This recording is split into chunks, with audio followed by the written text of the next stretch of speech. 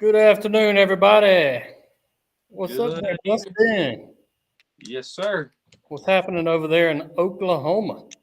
Not a whole lot. Finally got some beautiful weather, and we are enjoying it. I think it got up to 70, 75 degrees this evening. We was in the mid 70s too. I'm sure everybody can see. I'm getting my coon eyes look for the year going. We got old suntan line, the hook and bullet line right there. Oh, yeah. It's Must be man, nice. beautiful hot days. Last probably 4 or 5 days here. Spring is in the air. We'll let some more folks jump on. I see some people getting on with us right now. Let us know where everybody's at, who you at, and Give we'll us a get little fishing report. party started. Are things starting to warm up where you're at? Hey, Dennis. I seen Dennis Pace. He's from the Shreveport, Louisiana area. One of my clients. He's been catching them by himself nowadays. He might not need me any longer. You are a good teacher, is what that means. Yeah, maybe so. I know. Oh, there's Brad. He's on here every week, man. I appreciate you coming on there, Brad Egger. I know he's on here every week. Kentucky. How's y'all's fishing doing right now, fellas? Chad, Tim, John Mayo. All right, Yo, guys. yo, yo. Come on board. Let's get this party started. Stanley. We got a good show lined up tonight. Got some really good subjects we're going to talk about, and also a couple really good deals that Bobby Garland has jumped on with us, and we've got some specials tonight for you fellas, some discount codes and everything else to utilize. John, Charlie, Tiffany Pace. There's old Tiffany. Tim. This past weekend, how was your shows at Bass Pro Shop? I know you did some. Where was your shows at, Dustin? Yeah, we were in Springfield. Springfield. Last weekend. Yep. And it was a great turnout. A lot of people were showing up, and I was kind of nervous because the weather was so nice. I'm like, man, anybody's wanting to fish, today's the day, because we had a lot of nasty weather lined up, a lot of wind coming in the forecast. But Yeah. it was a good turnout. A lot of people around lunchtime, 2, 3, 4 o'clock. We've got the aquarium there at Springfield. Yeah. The That's original a store too, man. Yeah, I was gonna say that's the big boss there. So there's always a ton of people there. So it was good. A lot of people. A lot of Bobby Garland's going out the door. They had a big They're on sale. sale right now too. I was gonna say, does it still got a sale going? I believe so, man. It's a I think you're right. killer It's, sale. it's pretty much half price, 45% off of all the Bobby Garland baby shads. So your swimmers and your just normal baby shads are half price. And man, people were grabbing them by the handfuls. Yeah.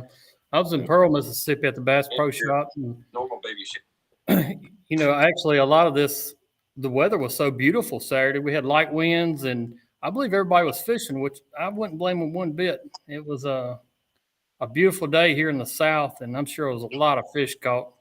I was chomping at the bit to come out and fish this past Monday, and I've got some really good reports from my boat. And today we actually tagged a crappie forever tag. I think tag number 154, 246. That's a big one. It was a big old girl. I see some guys coming in with some fishing reports as we speak. So I'm going to click on over to my fishing reports and we'll get some of those out. There's a good one from Shane Lynch there.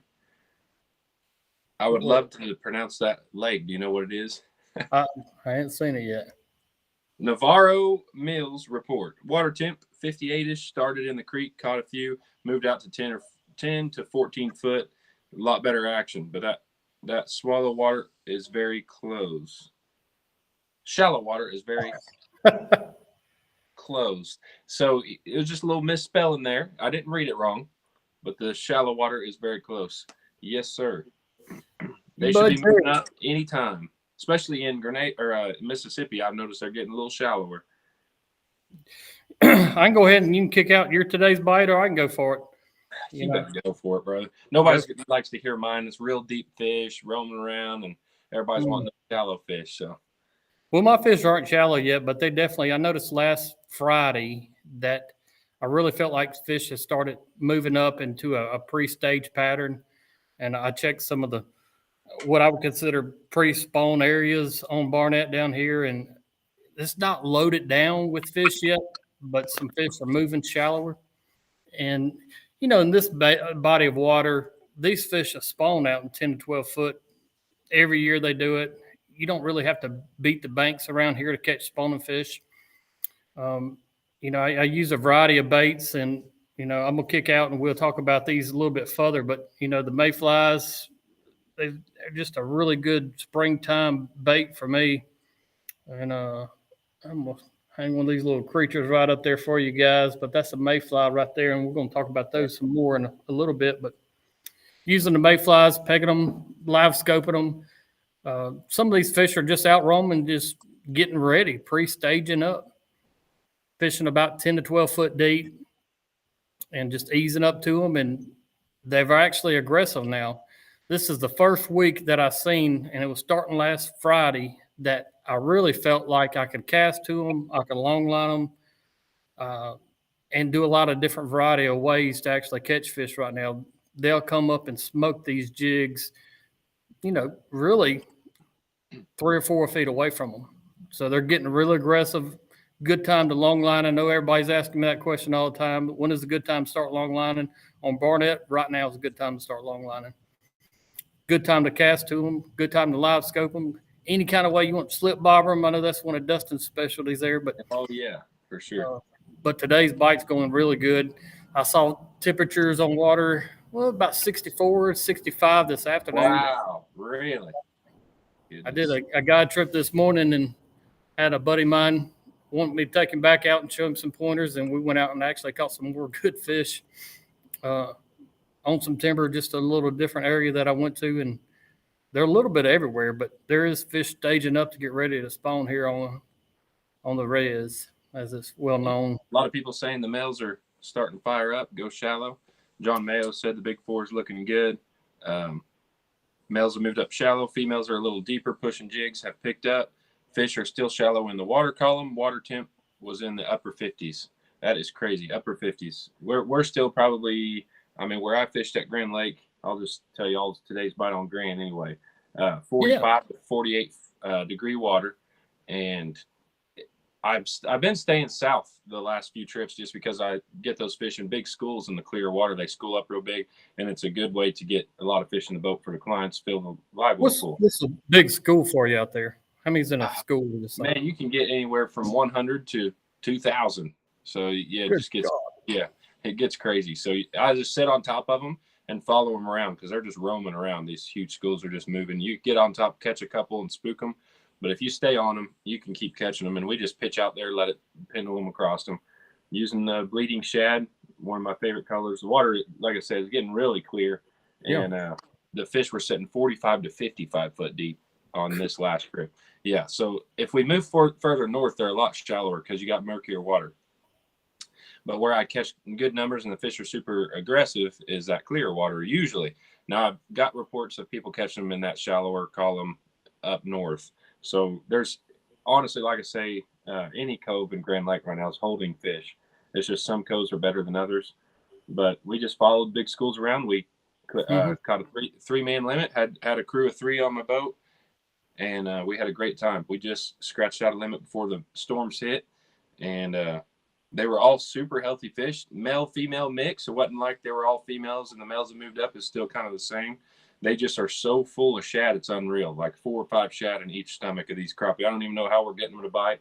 But they're running up and slamming the rod, too. It's not just a little thump or not getting them to chase it. They're running up 4 or 5 at a time and hitting it. So we're having a great time on Grand, and it should just pick up. The shallower they get, the more I like to fish for them. It's just easier. We can catch them anyway usually. Tomorrow I've got a trip. I'm going to go more north, see if I can find them a little bit more shallower. So stay tuned to that. But as far as now, Grand Lake's live and well. You'll catch probably every 3 fish as a keeper. So you still get to catch a lot of fish out of your 15. It's a limit of 15 over 10 inches. So we're catching 60 to 100 fish a day and having a blast doing it. Let's go back to some of these reports here. I seen them on here. Kent Williams sees the same thing actually in Arkansas that I have been. We've had some gorgeous weather. The only thing that's been really hard for us, or hard for me itself, is the wind here lately. I know last Wednesday we had winds 45 mile an hour. It was rolling, and then it was windy all last week, and then then the weekend comes. I was at Bass Pro Shop and no wind. Oh Get yeah. back out Monday. It was windy yesterday, and today we had no wind. So it's kind of like an up and down motion, and that's one of the reasons I really believe that these fish are holding back. They have a timing set in their mind, even though the water temperature is the right degree. They're going to hold up and do their business at the perfect time for them.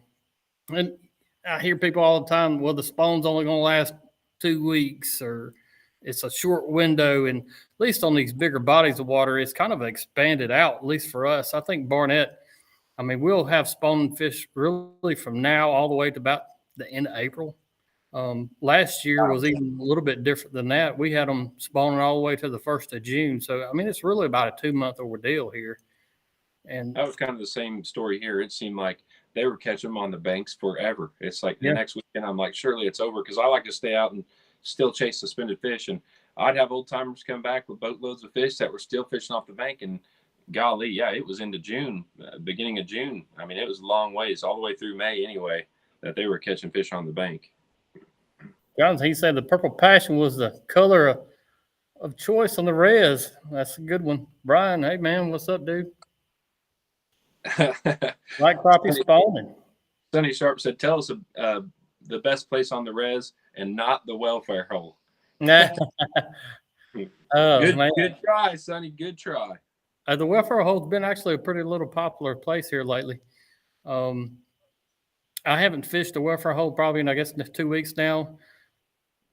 Just because there's a lot of lake beds in this reservoir, and there's a lot of fish everywhere. The wind dictates a lot of the areas that I get to fish, and people ask all the time, what area do you get to fish? And I always look at the forecast for, like, tomorrow. I know it's going to blow out of the southwest, so I'm going to fish the southern part of the lake. If the wind's going to blow out of the north, I'm going to fish the northern half of the lake. That way these wind and waves doesn't affect, my presentation to the baits, and safer and everything else. So I keep a really strict eye on the wind forecast, and that really dictates what part of the lake I'm fishing right now. As far as a hot area, everywhere I went, I've seen fish. So I don't know of one particular spot that was just like loaded down with fish. I've seen them everywhere I went this past couple of days. There's a good question from Matt Singley there, that if you can see it or not. Yep. Let me see it. That one's for you, he says. All right. Matt fished with me last summer, and we're fishing. Let me go back up to you. He said, when I fished with you last summer fishing brush piles, we were using a double jig. Yep. Could you use a split shot above that jig casting to see your bait on live scope, or does the double jig set work better for that style of fishing? I like the double jig setup for one reason over a split shot is, one, I get to use 2 different bait styles, 2 different profiles. And I'll do that a lot, and even 2 different colors. Once I get really hard set on a pattern, I might just say, all right, I'm going to use a split shot or a 1/4 ounce egg sinker above it. But mainly I like using the double jig setup. Is I can change up profiles and I can change up colors. And throughout the day, it's just like Dustin, I noticed earlier, he was eating pizza. I ate chili. So it might be the same token in these fish. One might prefer a little bit larger profile. Some might even actually prefer a smaller profile. So it gives me a chance to experiment with profiles at one cast at one fish. There's another reason that would be a valuable setup compared to the split shot, is because if you miss your mark a little bit, you still have a jig above that fish instead of a sinker. Because how many fish come up and hit our sinkers? Unbelievable amount of fish will come up and hit the sinkers when the clients or somebody that's not used to live scope a lot miss the mark, drop their jig too far, and the first thing the fish sees is that sinker looks like a minnow color or shad color. They'll come up and hit your weight. So if you had a little jig up there instead of a weight, you're going to catch that fish. So double rig system can help a lot on that. Like he was asking, if you miss your mark a little bit or a different fish, you get 2 different views. If you miss a fish a little bit or a different fish wants to see it a different way. So that would be definitely a positive to that. I had somebody ask me about Lake Washington. Honestly, Bobby, I haven't been to Lake Washington this spring. I have no really reason to leave the reservoir. Like I said earlier, we caught a 246, 248 today. Several last week over 2.5, a ton of 2-pounders. There's 3-pounders I seen earlier, Kyle, that caught a 3-pounder last Sunday out of the reservoir. So I have really no reason to really leave Lake Washington. And as you've probably heard me say in the past, I believe the lake's in a little bit of a down cycle right now. So I don't want to be, there's no reason for me to hurt it anymore. So I kind of laid off of it. And that's just, my personal beliefs. I'm no biologist or anything like that, but I just, there's so many fish in the reservoir. There's no need for me to go anywhere else. It looks like Crappie Crane smoked a bunch of giants today and said baby shad threadfin was the hot color. That's one of my favorites. Glad to hear it's working somewhere else. I love it. A lot of times I just get stuck using that threadfin so much in that clear water. I love it. Even in muddy water, threadfin works great. Everybody knows tomorrow night we have a new podcast coming out, and it's going to be a really good one, you guys. We have 2, I would consider hammers. I hadn't seen Ken on here tonight. Ken, if you're on here, speak up. But we had Kent Driscoll and Steve Coleman on tomorrow's podcast coming out, and it's how to become a better crappie fisherman. These 2 guys right here have been in the business a long time, along with Todd Huckabee, and we kind of go through some of the ways that we believe how an average fisherman can actually start getting to the other level to become a really good fisherman. And all 3 of those guys right there are definitely in that height. It'll drop on Spotify, iHeartRadio, YouTube, everything else, but do not miss it. If you want to improve your game, listen to that podcast. Starting this week too in March, we'll have a podcast come out every week on Wednesdays. 7 p.m. is our target. We got some really good ones coming, so make sure you hit that subscribe button if you're on YouTube. Yeah, you guys on YouTube, I appreciate you coming on here as well. But Pat Robbins asked if you were on YouTube or Facebook only, and we're on YouTube. Especially even right now, you guys can watch it on YouTube. So both of those platforms. And then Carlos said to come take him long lining on Grenada this summer. Carlos, we were just talking about Grenada, and he said he wants to come pay a visit. So you might be able to talk him into that one. I bet you will. I'll be at Grenada. I know this May, and I don't have the particular dates. I'll be up there for 3 or 4 days, and might even stay up there a little bit longer just to just to play. Grenada for me, and some of these guys that are on here from Tim Howell to John Mayo, and they'll kind of probably agree with me. Those core lakes, for me, if I was going to pick a time to go fish Grenada or Sardis, quit yawning, Enid, I would pick postpone. The weather's a little bit more stable. That water cools up.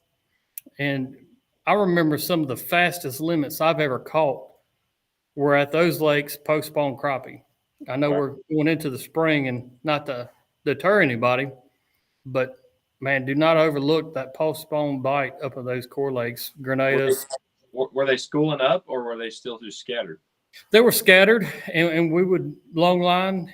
I recall getting a 2-man limit in about an hour up there a couple of years ago, pulling jigs, and we were pulling. It's crazy how you remember certain days and certain bites. Mm-hmm. But I remember pulling 2 8s like at 1.7, 1.8, which is burning them right behind the boat, and they would just about snatch the poles out of the rod holders. That's awesome.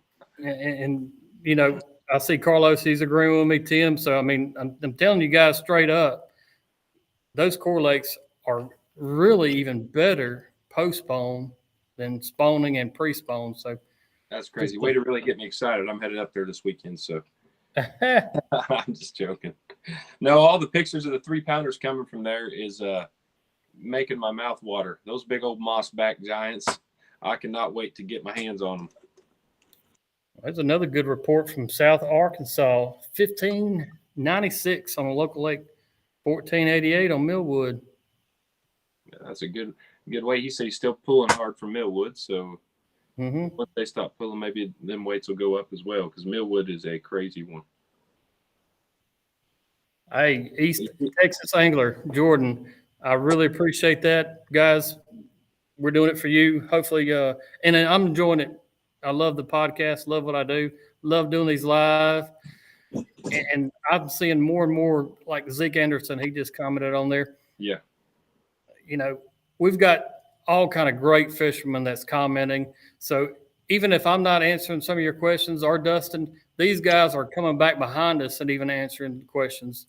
You bet. So if you've got some questions, shoot them on here, and we're going to get you an answer from either myself, Dustin, or some of these other great guys that are commenting. Yeah, Zeke said, you know, it depends on if you're looking for limits or that one personal best fish, and that's exactly right. Post spawn, they're going to lose those eggs, be a lot skinnier and a little bit stressed, so they won't hold near as much weight as they do as in the spring, in my opinion. So if you wanted just that one fish and wasn't worried about numbers, this is the time for sure. But if you're wanting to load the boat full of them, you know, depends on what you want. You know, Bobby, I see Bobby Ramsey, he's at Grenada right now, and maybe Carlos, some of these other guys that chime up here, but they're having a tough time up there. Kind of tell us what part of the lake you're fishing right now, Bobby, and we'll see if we can kind of get you some comments up there from some of those guys and kind of lead in a good direction. Yeah, Bobby Ramsey, I'm sorry to hear that, but we got to get that fixed. After this, tomorrow morning, you're going to catch a giant. So we're going to get you hooked up because you can't be up there the past 2 days and not been whacking them. And that's another thing, guys. Like I said a few videos ago, we talk about these lakes being so great and you can go catch all these giants. This is proof here, too, that we do this for a living and are super ate up with it, going all the time. Don't just think you can jump in and go catch a 3-pounder out of Grenada, because I can, by firsthand experience, tell you that don't happen. You need a lot of experience, a lot of time on the water to be able to pull what we're sitting here saying is possible. Don't just load the boat up and think you're going to go out there and just catch crazy limits, giant fish, because that's not exactly how it goes. I talk to people at Bass Pro about Grenada that are super ate up with it because of the way everybody talks, the pictures, the YouTube videos, and they're headed up there in late April, I think, or mid-April, and never fished it before, don't have live scope, this and that. And I'm like, you know, you should have a good time, but don't expect to go out there and do what we all say is possible if you've never been there. It can be challenging. You know, and I seen a couple of JoJo, I seen him post the other day about it. I seen Carlos even warning people about Grenada because my understanding is pretty low right now. In these lakes, whenever you're picking out boat ramps and you're at a new lake, my biggest piece of advice is just kind of like I said a minute ago, if it's going to blow really hard out of the west, make sure you use a boat ramp on the far western side of that lake. If it's going to blow really hard out of the north, pick a boat ramp on the very northern end of that lake, because the worst thing you'll ever try to do is try to load a boat up in 3 to 5 foot swells. And all of those lakes will have those big rollers with these high winds. So, you know, my number one thing when I go out there is to be safe and come back at the end of the day. Another thing that, and I'm no preacher, but this is one of my pet peeves because I've seen people do it, is not wearing kill switches on boats. If you're have that outboard running, please wear your kill switch. It was a couple of years ago at Lake Washington that I seen a guy fall out of a boat and it start doing the death circles around him. And if he had a kill switch, it would have never happened. So if you take anything from this show tonight or anything I ever say about crappie fishing, please wear a kill switch. Your family deserves it. Because that guy, the only way that he got saved that day was another boater that was closer than I was and got to him faster, was because they had to go pull him out of the boat, out of the water really quick for that boat didn't come back and get him. And I've heard of that happening way too much. That'd be something else, wouldn't it? That'd be like getting circled by a shark. Yeah. It was one of the scariest things I've ever seen on the water. I guarantee it. I never even thought about, you know, the boat chasing you down. I've always thought of horror stories. Seen a bad one here recently where a guy was going and hit a stump. I don't know if you've seen that, and his motor flew up behind him, and it actually hit him. You know, we had that scare. The guy he said it landed by his face, and this wasn't long ago at all. I just seen the post, but the prop was still running, and I mean, it chopped the guy. He's barely making it right now. So I don't know how a kill switch would have helped you on that, but just be careful where you're running and how you go. A lot of stumps in Grenada as well. Yeah. And I've seen, like Carlos, he posted a video, and I know he's on here. That's why I'm bringing him up about that bridge. And it's on the east side of Graysport Bridge? I've seen that same thing a lot of times. But there's a lot of dangers in these lakes too, especially if you're not familiar with it, where that kill switch. Zeke, am I wrong, brother? He said circled by a shark. Yeah. Do not go out Friday, Tim Howell. I've seen that wind too, and if you're going to go out Friday, and I'm gonna fish Friday, I'm gonna pick a western boat ramp. I'm gonna try to get out of those waves. I have a pretty good sized boat, but they're still not worth it. I'm trying to scroll down. I've got it kind of like behind. Yeah, I hear you. Mine was doing the same thing, but somebody asked here. Tell me if you've heard of this lake before. Got a tournament on CHICOT. How do you pronounce that? Chico? Chico? Yeah, I know that lake. Okay, Chico. End of March. Thinking. Yep. Do you think winning fish will come from the shallow fishing or open water, and over or under 15 pounds to win it? I haven't fished Chico in a very long time. It's been a couple of years, but I know enough about it to really believe that lake, it really fished to me like a reservoir. It's an oxbow off the Mississippi. It's actually the biggest oxbow in North America. I believe it's 28 miles long. Woo. I'll tell you, though, it'll be probably one shallow late March, I'm sure. Nope. No? I would not think so. Man, you don't think so? Mm-hmm. Will they not be spawning or close to it? No, they'll definitely be spawning fish. I think that my winning prediction on that lake, I would say, is going to be one 12 to 14 foot deep of water, any kind of structure. And I think what I've seen out of there, I think it would probably take 15 and a half to 16 and a half pounds to win it. Woo-wee. So he's taking the very good on that one. Yeah. Hey, good fishing report, though. If that guy wins, he owes us kind of like a little small cut. Not me, because I gave him the wrong information. But well, you might be right, and I might be wrong. Well, that's true, too. That's why it's called fishing. You never know till you go check. Yep. John from YouTube asking, anybody know the water temperature on Darbone? I would bet in the mid-60s. A lot of guys just fished it, so somebody will hop up here and tell us. I bet it's 65. And let me tell you, John, they say Darbone was absolutely insane. You catch more 140s, 150s, 60s than you could shake a stick at. So you should be in for a good time, hopefully.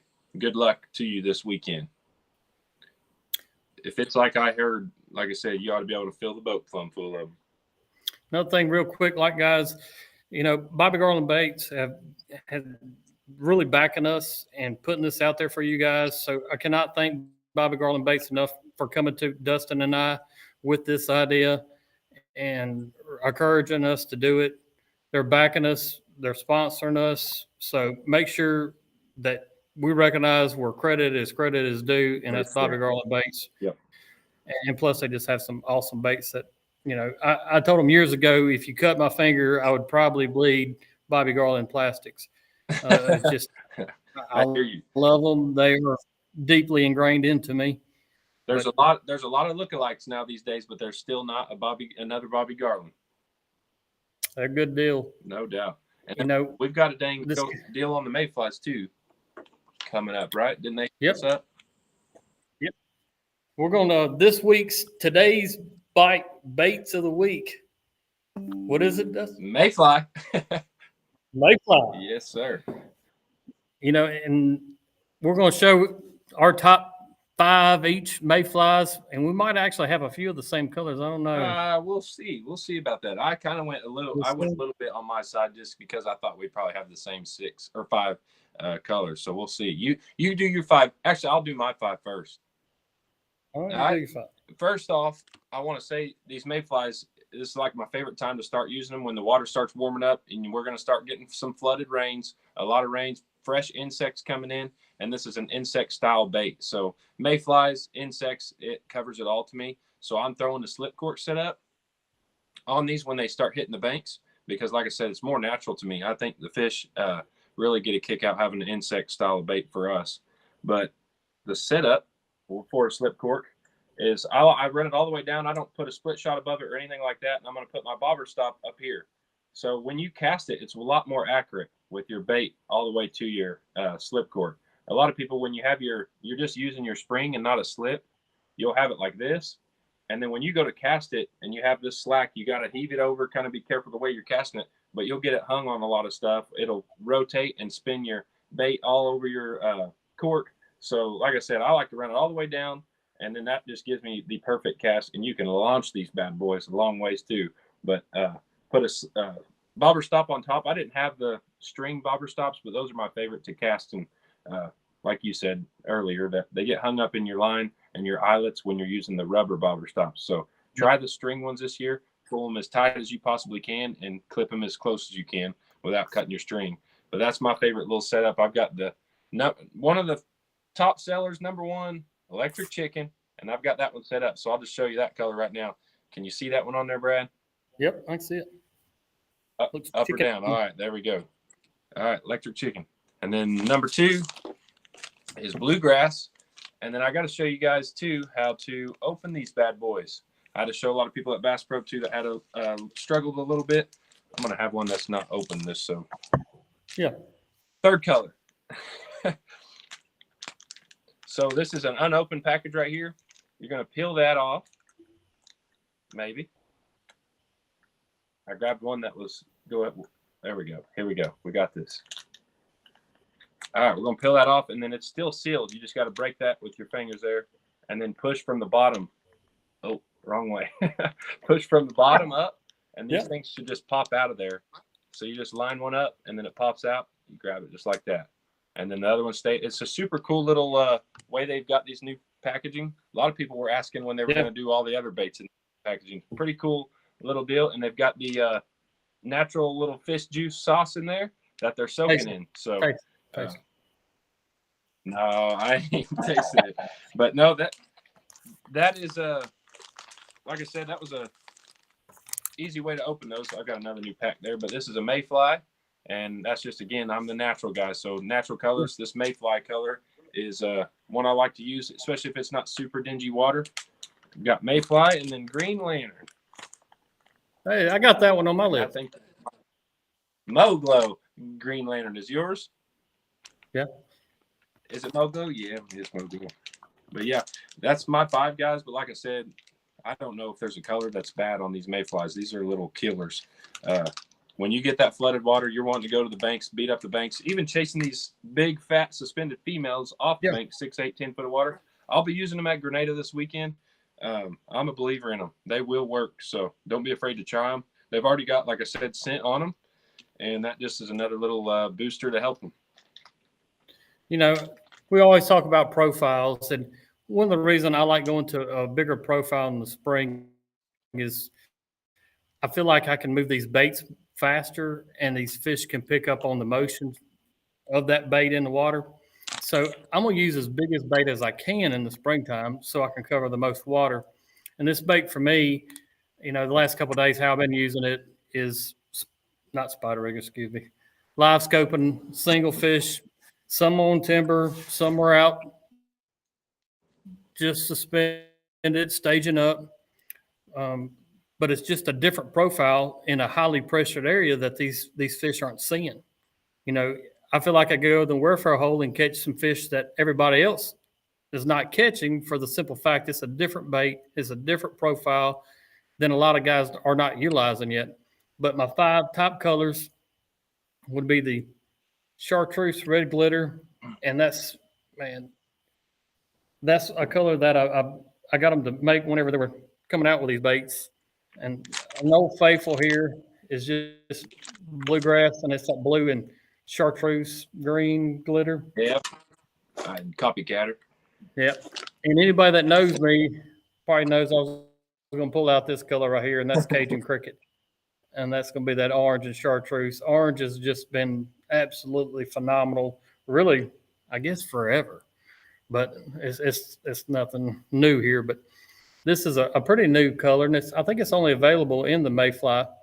But this is the Spring Fling, and it's I would say a purple glitter with a chartreuse tail, and you can kind of see that bait really good there, guys. It's got those little tentacles and little wings.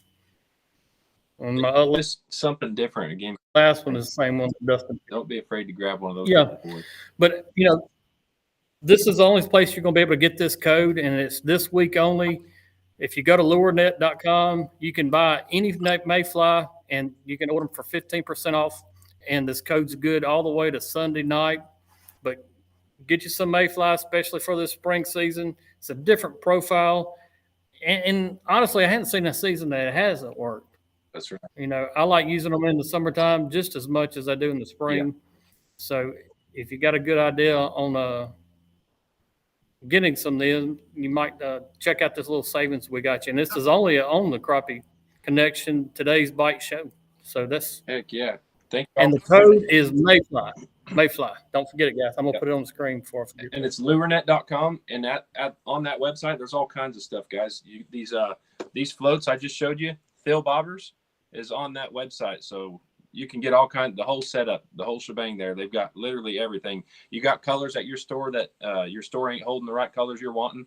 Ran into that at Bass Pro. You know, they ran out of certain colors. Lurenet.com has them all, so go on there and scroll through them. You can just pick and choose which ones you want. And they have all kinds of different sizes of these steel bobbers. So go get you some. You're welcome. Matt, I'm going to go back. I seen this question asked a little bit ago. He's asking about the smaller state lakes under 200 acres. How would you break it down and start fishing? You know, Matt, answer that question. First thing I would look for is any kind of creek channels that's running through the lake. If you've got any kind of map. Something. Any kind of map that you could have in that lake, look for some type of ledge. If there's not a lake map, I would throw down my side scan units, go across the lake, and I would look for ledges. Right now, those lakes are definitely going to be pre-spawned, so I would look for a staging area, some kind of break line leading into the shallows, the mouth of creeks, but any kind of ledge is where I would start on a smaller lake, no matter where I was, really. I think Kyle, he agreed. Orange on Ross Barnett is fire. Kyle's the guy that caught the 3-pounder last Thursday.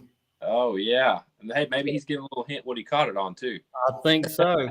Are we right? Yeah. I think he might have used a little something orange for that big girl. And there's another warning about don't try the Graysport ramp on Friday, guys. West wind's going to be brutal. Everybody's seen these videos come every week.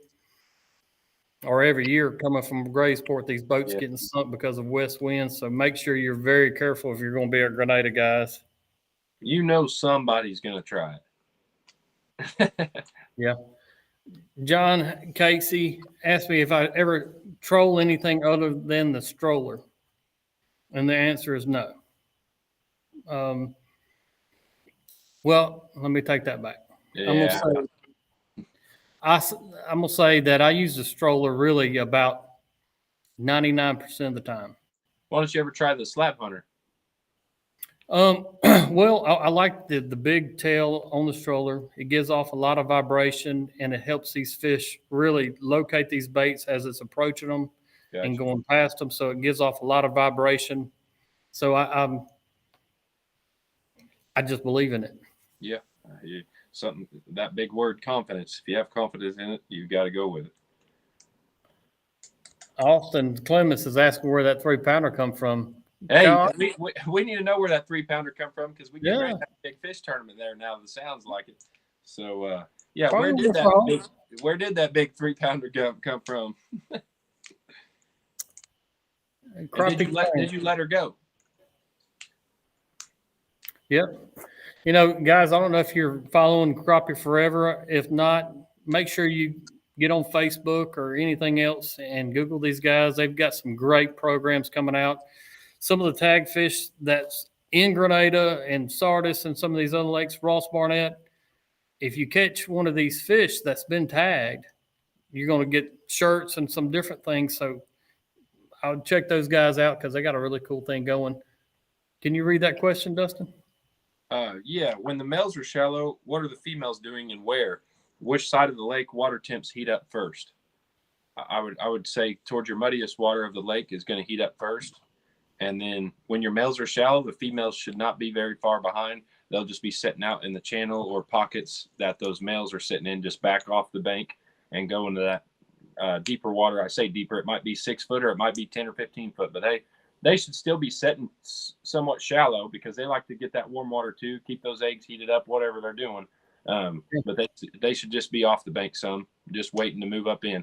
I think the females come and go. They don't stay with the males. They come and drop some eggs, back off, go back in at night, drop some eggs, back off. So they should just be off of those males. You know, even on my experience, like Oxbow lakes, say like Lake Washington, the northern part of the lake up there always warmed up the fastest. And I believe it's just because how the sun comes across the sky. So the northern part of the lake for me is going to warm up the fastest. That's the same. And like Dustin just said about the muddier part, if you've got an area of the lakes that's muddier than the, say, by the dam, Yeah, that dingier water is going to heat up faster. So maybe that helps you out. North side of the lake, hey, we definitely agreed there. yeah. Chad Rogers. Old Chad, I seen he's fishing out there at Grenada, and he's been taking people out and catching 2.5 pounders. Then he goes out by himself and catch 3 pounders. So I think something's getting a little fishy there, Chad. We need the truth, and we need to know where those big girls are. Yep. Brian, did the black crappie always spawn before the white crappie? Yes. In my experience, the black's going to spawn faster and earlier than the white crappie.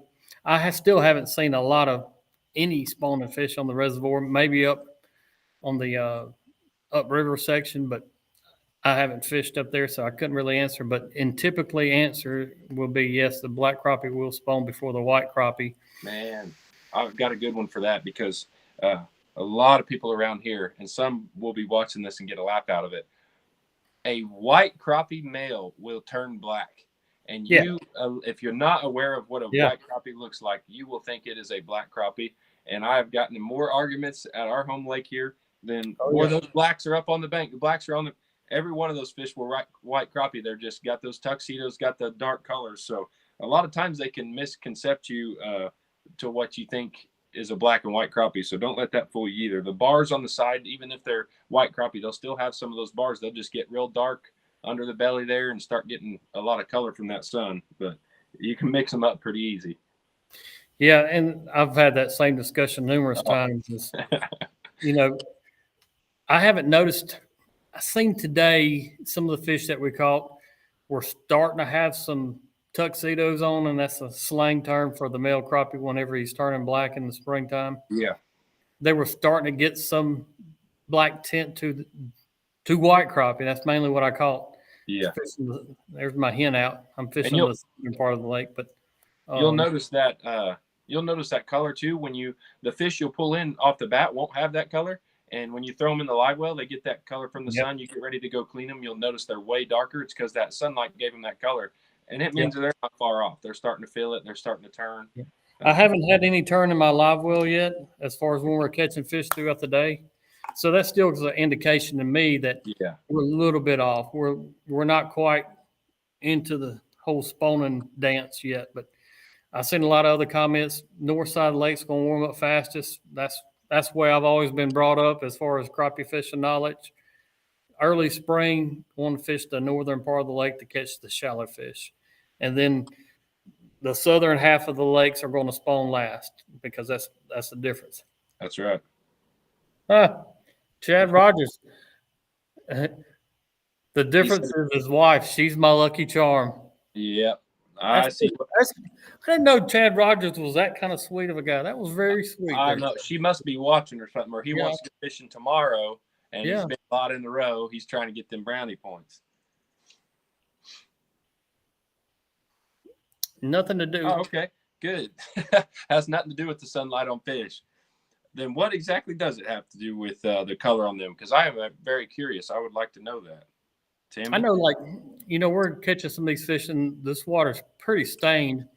Even some of the black crappie that I've caught in the last couple of days, when we catch them, they're pretty much, I wouldn't say snow white, not like a Grenada Lake. They just have no color. They're really pale. Yeah. And we'll put them in live well and they color up. I think it's with the clarity of the water, because once I close them, there's no sunlight in the live well. It's pretty much a happy ride for them. But but you do pull it out, and I feel like once you pull that fish out, it's just like bang, all of a sudden. Yeah, So they color up. assumed I it think was it's because it's that shallower water, and Yeah. they're down deeper into the water column, yeah. and it's just dingier and it's safer for them to be that pale color the deeper they get. Yeah, I definitely would like to know what it was. If it's not the sunlight, what it was. I just would like to hear that one. She's going to leave us hanging there. You can't say that it's not the sunlight and then not tell us. Keep secrets. I'm going back and, about the techniques, techniques that's going to work right now. Like I said earlier, long line trolling is going to work. Spider rigging is going to work. Casting is going to work. And I'm talking about the southern states, Alabama, Florida, Georgia, Texas, Arkansas, Mississippi, probably Tennessee. This water temperature is starting to heat up. And the last day or the first day I've seen this year that I really felt like all these techniques would really work was last Friday. The water probably hit 62 degrees and the temperature kind of leveled out. And those fish, the temperament of them went to just hanging out to where if you got a bait and they saw it, they were going to come up and actually smoke it. So as far as techniques, if you're out there and you're using live sonar and you see a fish come up and attack that bait, let's say more than 2 feet away, someone will attack them 4 or 5 feet away. At that time you can long line jigs, you can cast to them. So with the aid of live sonar has taught me when I can change techniques, because I have people ask me all the time, hey, we want to go long line, and when is the perfect time? And my answer is always going to be when the fish allow it. Right now, I feel like that the fish allow me to get out there and long line, and you never know, I might do it tomorrow, especially in high winds. It's a good time to Yeah. long line. Right. Is there certain spots you look for along the banks to find spawning fish?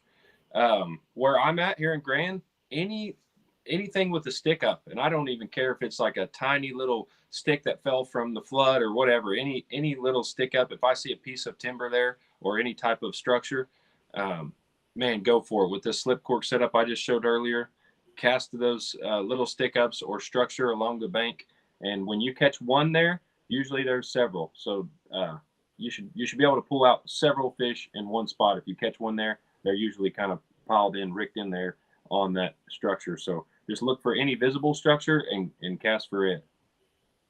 903 fishing. He's what's up going? What's going on, fellas? That's what he said.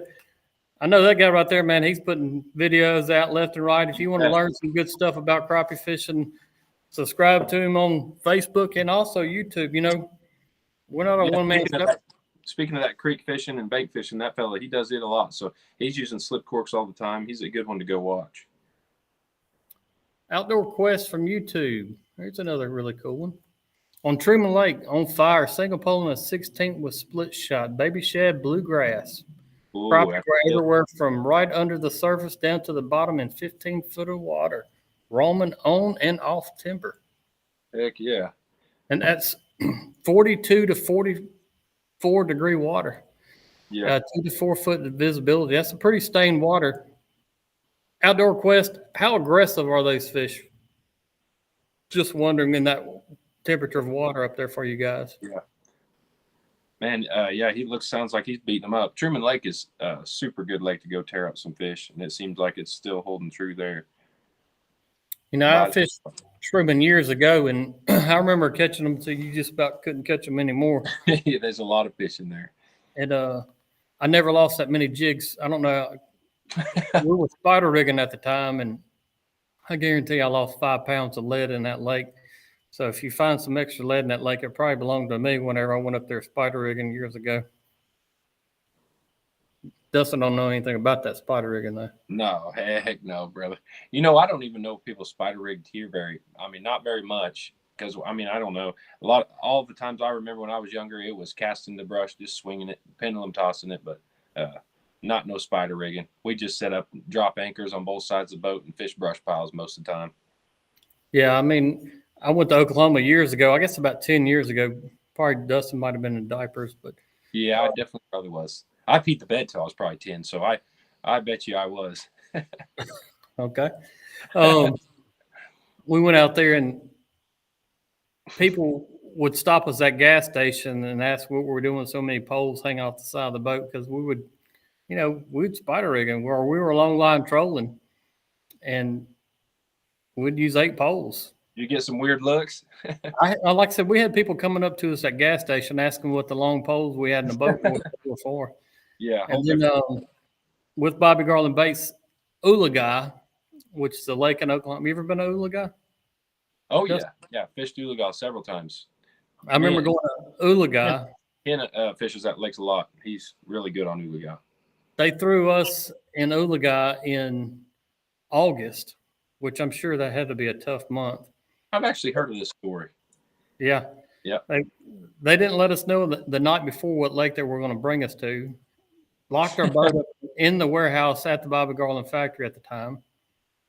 We pick it up in the morning, kind of like some of these different things. It was really a cool thing and had 4 or 5 different things. We were recording how we broke down a lake and if we could find fish. And it was probably the most stressful thing I've ever done as far as in crappie fishing world.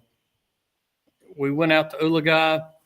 I couldn't even pronounce it and probably not pronouncing it right now, but we went to Oologah and was trying to long line jigs out there.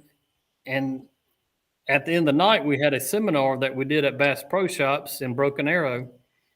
And everybody come back. There's somebody that fished Oologah. But I recall that lake really vividly. It reminded me of a Mississippi lake. It didn't have a lot of structure where I was at, but we actually found those fish, even in August, staged out on points really heavily and on brush, but on points in the mouth of coves. I don't remember any of the cove names. Yeah, come on now. I'm not that good. I'm an old man. You're doing good with Oologah, so I'll give you that. That's true. That's very true with me. As long as I don't have any kind of Sasquatch in there, I'm pretty good. And I said it right. But that was a really cool experience. Case, how is Oologah? He said he fished there yesterday. He's from YouTube, but Chase, how is Oologah? Let's hear a fishing report from out there since you fished yesterday. Man, they've been absolutely killing them out there, so should be a good one.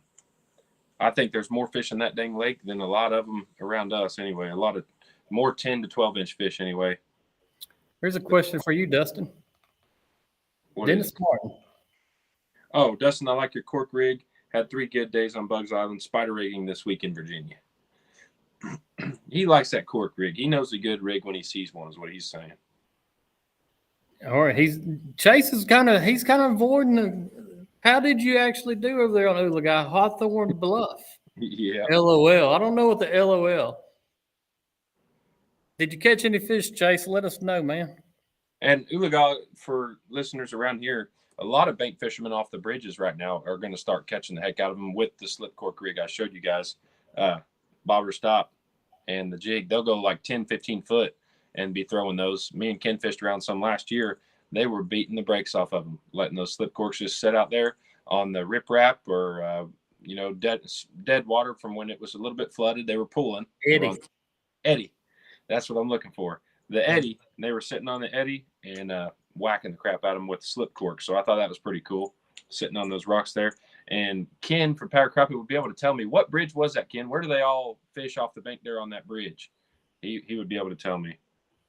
I'd say it, but you'd make so much fun of me when he tells me, because he just put on there fished in Spencer Creek on Oologah. I followed you that day. So Ken followed you that day at Oologah. You fished Spencer Creek.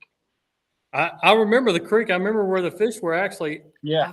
I'd be willing to bet I can tell you where some brush piles is on that creek right now. That is funny. Yeah, Spencer Creek is where you fished. That's crazy. Ken said he followed you that day. It was a wild deal, man. It was one of the coolest things I've done, maybe in crappie fishing. Yeah, might even do that to Dustin. Okay, Wiggin-On. I was going to say Wiggin-On Bridge, but I wasn't sure. But if you guys are looking to catch a mess of fish and you don't have a boat and you're not able to get to one, go to Wiggin-On Bridge in Oologah and just, hey, you'll see the people down there on the bank. Just go make friends with them and fish next to them. Ask them how they're doing it. Don't be afraid to go down there and get some pointers. But like I said, there's some guys that catch some mess of fish out there. They were doing real well. And I seen the fish they were fishing for. They were just gobs of them off the bottom. Me and Ken sat there and just dropped our jigs all the way to the bottom fishing. that riprap, like I said, Eddie, whatever it was. But you ought to be able to crack them if you go to that bridge from now and until the next couple months anyway, I'm sure. Mm-hmm. Big Bend Lake also in Kansas, same thing. They've got one bridge, so you'd be able to find it. Jeffrey Smith, YouTube. He's asking, let me pull you back up there. What's your favorite size for Bobby Garland, the baby? I think he's talking about the swimmer. Baby shed swimmer. Yeah. Favorite size jig. Oh, all favorite jig and size. Go ahead. I'll let you take. It depends on the depth of water. I'm gonna use the smallest jig head as I can. So I'll give you a little breakdown for me anyway. If I'm gonna fish, let's say 6 foot or under, I would like the 124th. If I'm gonna fish from 7 foot to say 11 foot, I'm gonna use the 16th. And then if I go to I guess it would be the 12 foot to about 15 foot, I'm gonna use a 1/8. And then deeper than that, the 3/16. And that kind of would be my thought process on the jig head size. That's a solid one there for sure. I would say size just really varies for me as well. And if I want to use a small jig, I just throw a big weight on top, and I'll just peg a weight above my jig, no matter how heavy or small it is, and I'll get it down there fast. So it really doesn't matter with the size of jig head, because I'm going to go with a big weight on top 9 times out of 10. And there's a YouTube video actually on Bobby Garland crappie right now that has me showing the weight setup and system on that. So you guys go take a look at it. James, I see your question about Eagle Lake. I have not tried Eagle Lake at all this spring. I fished it a couple times last fall. I'm actually not guiding this Saturday, and I would not mind going to Eagle Lake to play fish. Sweet. Just a different body of water. So I would actually like to go to Eagle Lake. I don't know if anybody has any reports. Hey, shoot them out there. I know I got some guys from the Eagle Lake area listening, so we'll see if we can get you some reports, James. But I'm sure they're.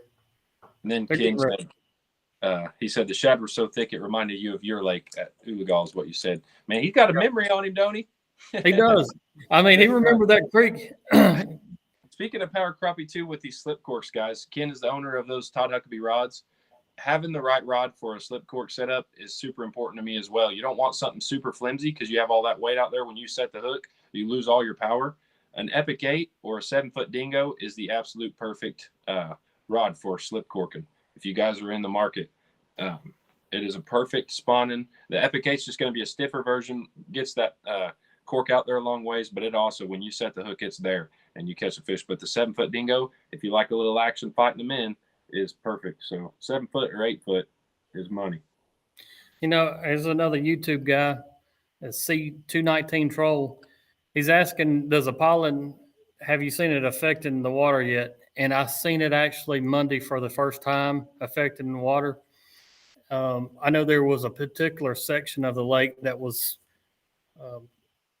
not really, it was sheltered more than others, but it had a lot of trees protecting that area of the lake. And I'll spill it out there, Rose's Bluff. Everybody knows what I'm talking about. They know the res. The res. Yep. So I fished the res Monday, and I tried to get out of the wind. So I went to Rose's Bluff, and the pollen was extremely thick. And it was extremely hard to see my jigs and even see the fish because of it. Now, some of these other guys watching them might be able to chime in on that subject a little bit more than me. But I've been told, and I'm running the 32 transducer. And maybe, I don't know if Zeke's still on here or not, but I'm hearing that the 34 is a better transducer when it comes to pollen. Now, the Hammer Hayden was supposed to let me know he's going to change out his transducer because we both talked about that same subject Monday. So, Dustin, have you ever noticed the pollen?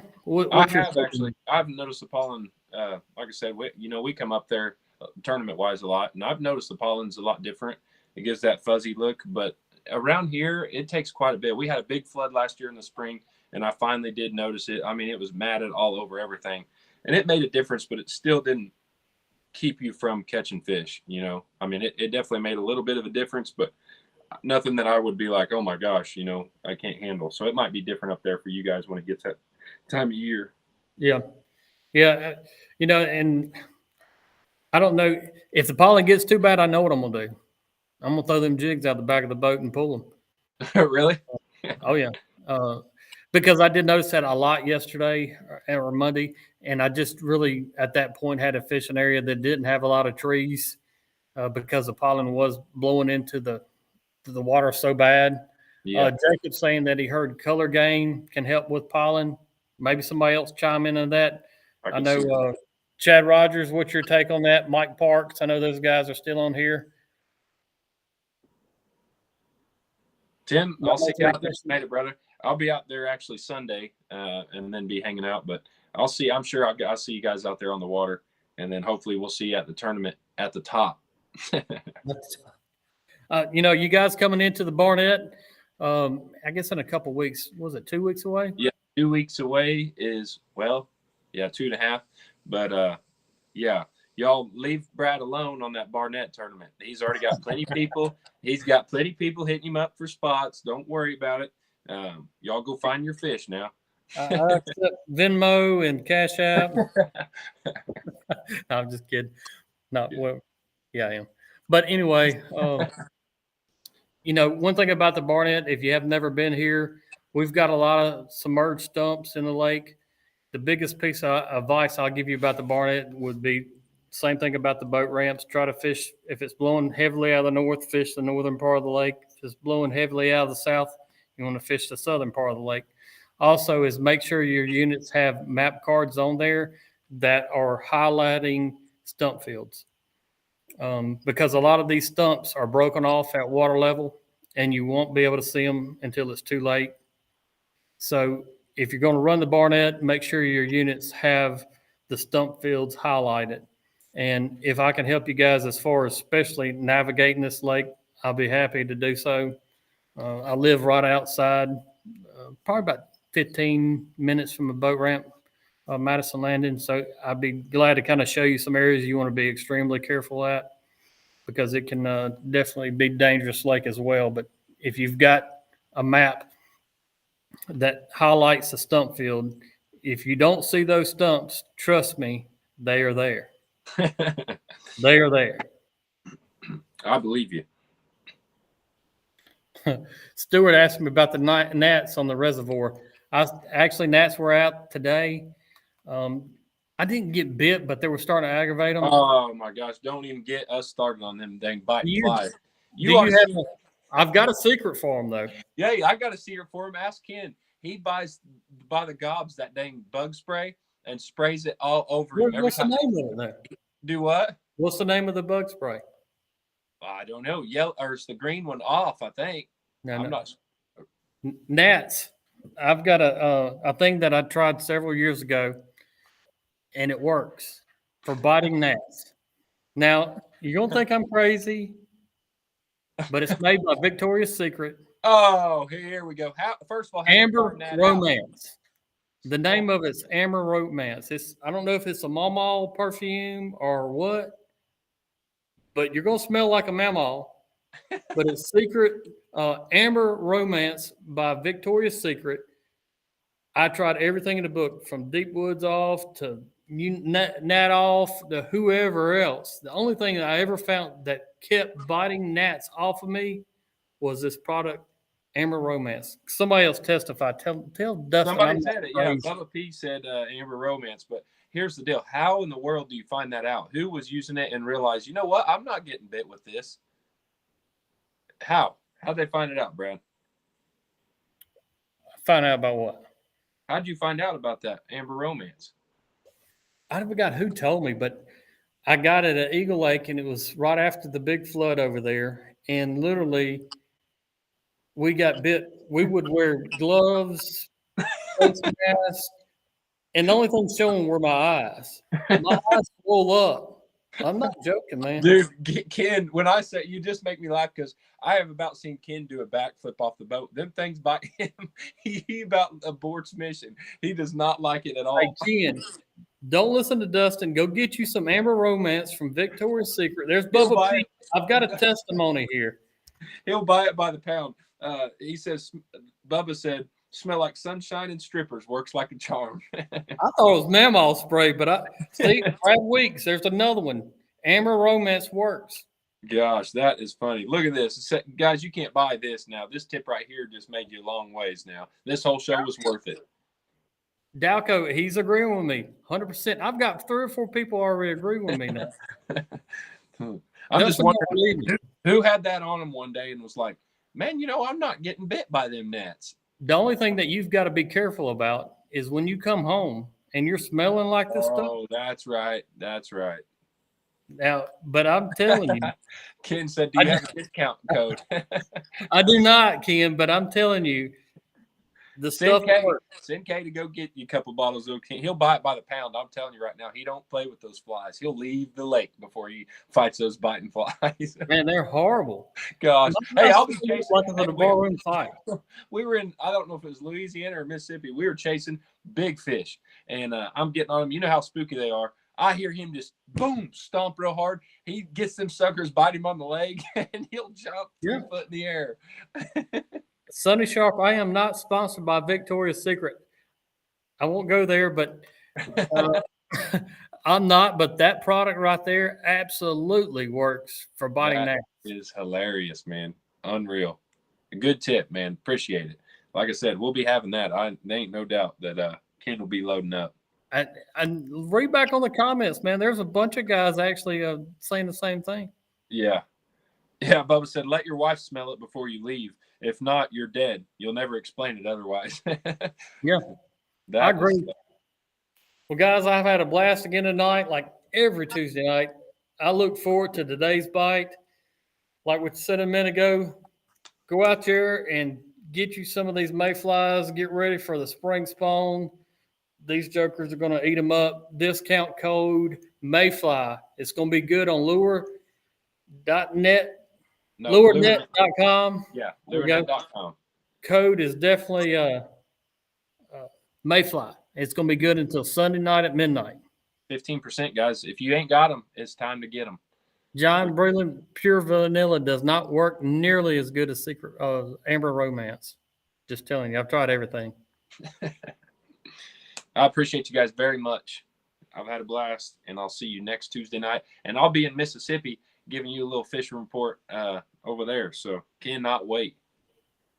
Yep. So make sure you subscribe, guys. I need some more subscribers. I need some guys to jump on there, hit subscribe. It helps the Crappie Connection. Tell your buddies about us. We got some really good things coming in the future.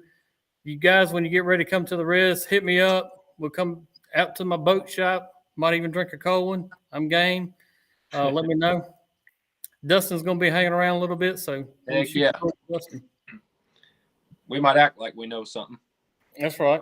But might even clean some fish and cook it. You never know. Yeah, that's what I'm talking about. Hey, since the tournament got moved back, I'll have another day. So absolutely. You bet. Till next time, you guys. You bet. Keep it crappie. Subscribe, like, share it. Let's keep this thing going. Thank you for everybody coming on here. Cannot thank you enough.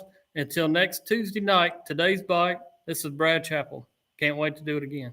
Holla. Hey, holla. Awesome.